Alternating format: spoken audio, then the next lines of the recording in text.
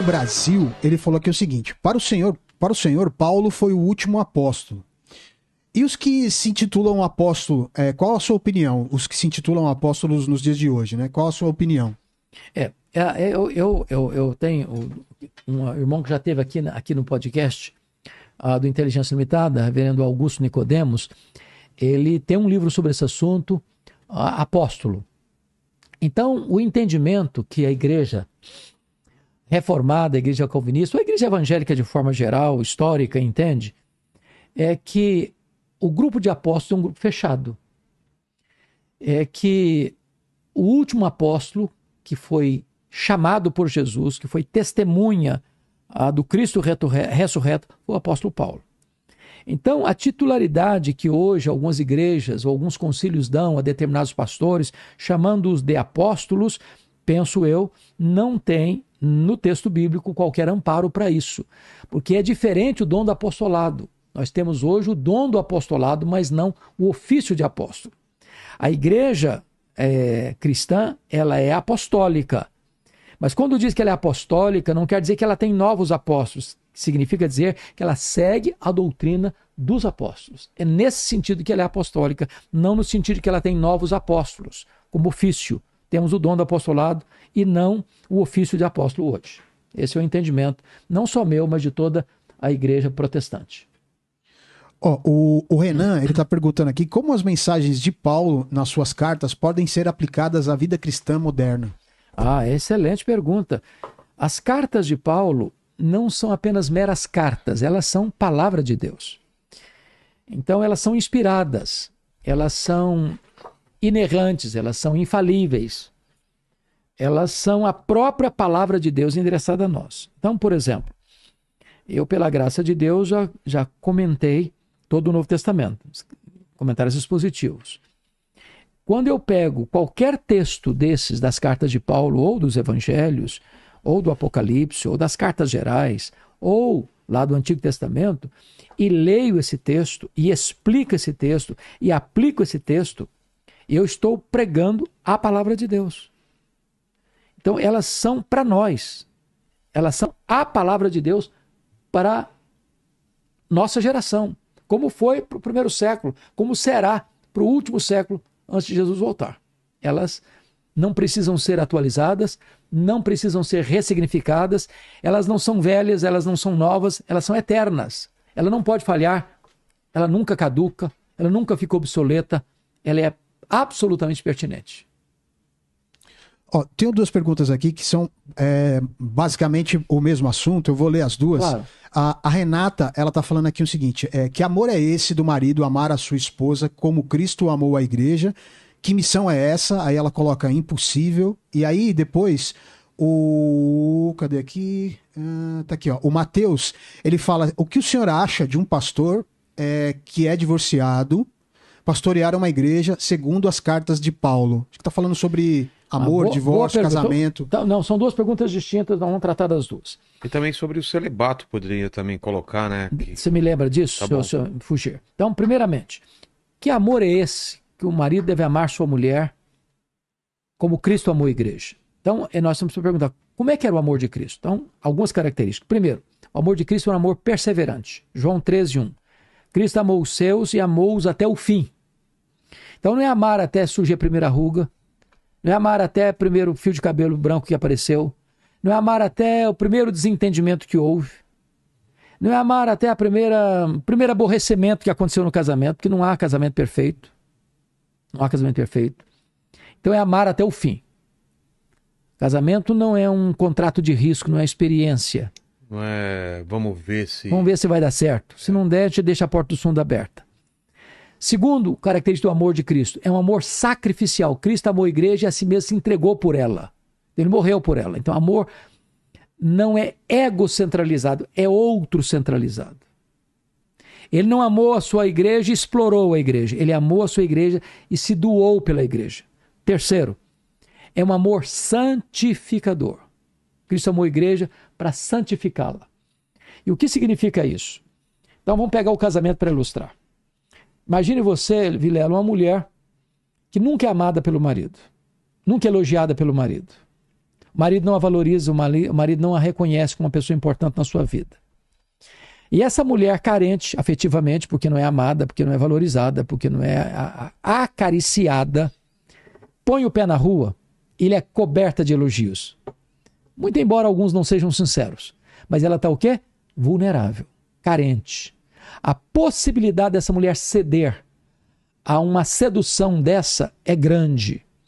Se essa mulher é amada, cuidada, valorizada, apreciada pelo seu marido, e um Dom Juan da vida, um conquistador barato, tentar seduzi-la, ela diz, chega para lá, cara, eu tenho valor, eu tenho dignidade, eu sou amada. É nesse sentido que o amor do marido santifica a vida da mulher. É nesse sentido que o amor de Cristo santifica a igreja. É possível, sim, o marido amar a sua mulher como Cristo amou a igreja. A segunda pergunta... Sobre divórcio. Sobre divórcio. Exatamente. Um pastor pode divorciar e ser pastor da igreja. Bom, pode ou não pode? Pode ou não pode?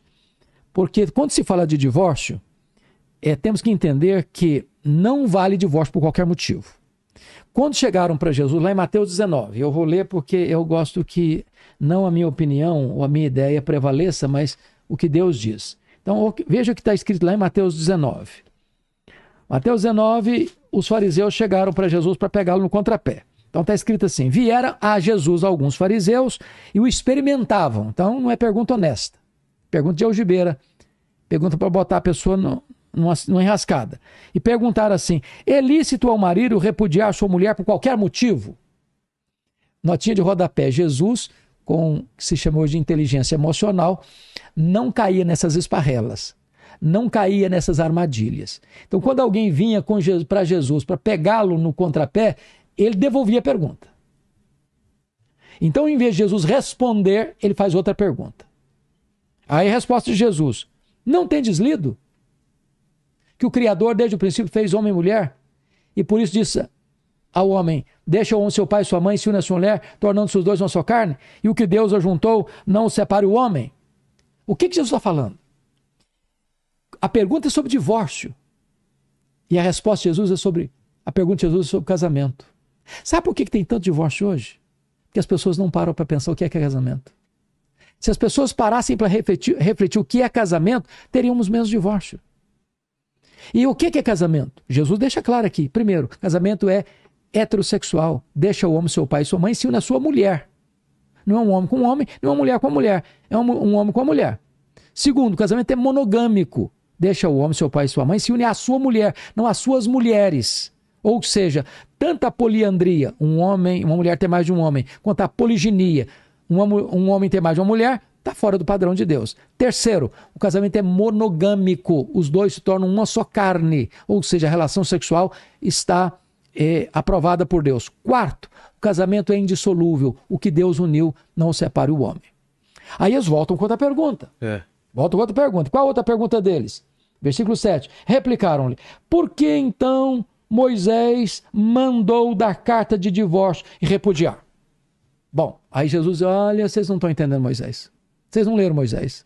Ou vocês interpretaram errado Moisés. Moisés nunca mandou dar carta de divórcio e repudiar. Por causa da dureza do vosso coração é que Moisés permitiu. Entretanto, não foi assim desde o princípio. Em outras palavras, Deus instituiu o casamento, mas Deus não instituiu o divórcio. Divórcio é um instituto humano. Só porque dureza de coração existe, é que existe divórcio. O que é dureza de coração? Incapacidade de perdoar. Assunto que ele tratou no capítulo anterior. Aí Jesus vai dar a cláusula de exceção para o divórcio, versículo 9. Eu, porém, vos digo, quem repudiar sua mulher, não sendo por relações sexuais ilícitas, e casar com outra, comete adultério. Ou seja,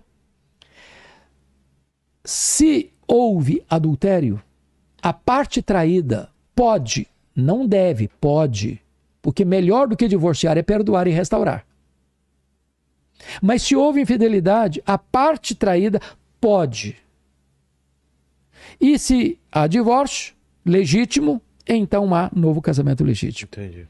A segunda cláusula está lá em 1 Coríntios 7,15. Aí é Paulo que vai tratar do assunto. Eu vou ler aqui para vocês pegarem a ideia melhor. 1 Coríntios 7,15, Paulo diz assim, olha aí que coisa interessante. Ele diz assim, olha, Mas se o descrente quiser apartar-se, que se aparte. Em tais casos, não fica sujeito à servidão nem o irmão nem a irmã. Deus os tem chamado à paz. O ponto aqui é o seguinte, Vilela. Imagine comigo, José e Maria se casaram. Os dois não são crentes. No meio do caminho, da caminhada conjugal, a Maria se converte, o José não. Aí o José diz assim para Maria: ô Maria, eu não casei com você como crente. Ou você larga esse Deus, ou você larga esse Jesus, ou eu largo você. A Maria diz: eu não posso largar o meu Deus. Aí o José: então, estou indo embora. E vai embora do casamento, some, desaparece. A Maria foi o quê? Abandonada. A pessoa abandonada, seja ele, seja ela, não fica sujeita à servidão conjugal. Não ficar sujeita à servidão conjugal é ter o quê? Direito de divórcio. Em havendo divórcio legítimo, há novo casamento legítimo. Então a pergunta é: esse pastor se divorciou por quê? Houve infidelidade conjugal? Houve abandono? Se não houve, nem o pastor, nem qualquer outra pessoa pode casar de novo. Muito menos o pastor, que precisa ser exemplo. Agora, se houve infidelidade, é preciso examinar a questão se ele deveria ser pastor. Como exemplo. Agora, que ele pode, se houve infidelidade ou abandono, ele e qualquer outra pessoa pode divorciar e casar de novo. Agora, em não havendo essas duas cláusulas receptivas, não tem esse direito, nem o pastor, nem qualquer outra pessoa. E o celibato. O celibato, é. Pois bem, o celibato é uma coisa importante. E Paulo também trata dessa matéria. Como foi para a vida dele? Então, tem 3 tipos de eunuco. O que é eunuco? Foi Jesus quem tratou disso. 3 tipos de eunuco. O cara que trabalhava no harém. Eunuco, assim, uma palavra bem aberta nossa, é ser castrado. Castrado. O cara perdeu a virilidade. Então, existe uma pessoa que nasce assim. Existe outra, segundo lugar, uma pessoa que é feita assim, ou seja, foi castrado. Tá. E a terceira ele se torna eunuco não no sentido que se castrou ou foi castrado. Uma condição. Mas uma escolha que ele fez por causa do ministério, por causa do trabalho que ele realiza. Então Paulo fez uma opção de não se casar, até porque se ele fosse casado ele não poderia viver o que ele viveu, viajar como ele viajou, não cuidar da família, se dedicar à família. Totalmente à igreja. Então o celibato, Vilela, ele não pode ser compulsório. Não pode ser compulsório. Para você ser pastor, você não pode casar. Para você, desculpa, no meu entendimento, para você ser padre, você não pode casar. E se a pessoa não tem aptidão para isso? Porque Paulo diz o seguinte: é melhor casar que viver abrasado. O sexo não é pecado. Desejo sexual é legítimo. Quando um homem e uma mulher têm desejo sexual, aquilo não é pecado. O pecado é você satisfazer esse desejo de maneira errada. Então, o que Paulo diz é o seguinte, o que ele instrui é o seguinte: se você não tem esse controle para viver uma vida celibatária, então é melhor que você se case, do que você viver talvez uma vida secreta, perigosa, do que você se casar. Não há pecado em casar, como não há pecado em ser celibatário. Não há mérito nem demérito. Agora, é preciso que seja uma coisa voluntária, uma coisa que seja espontânea, e não uma coisa que seja compulsoriamente exigida da pessoa. Sempre achei estranho isso também. Fala, Leni, você que é um eunuco. Eu quase eunuco. Eunuco por opção, né? Delas. Exatamente.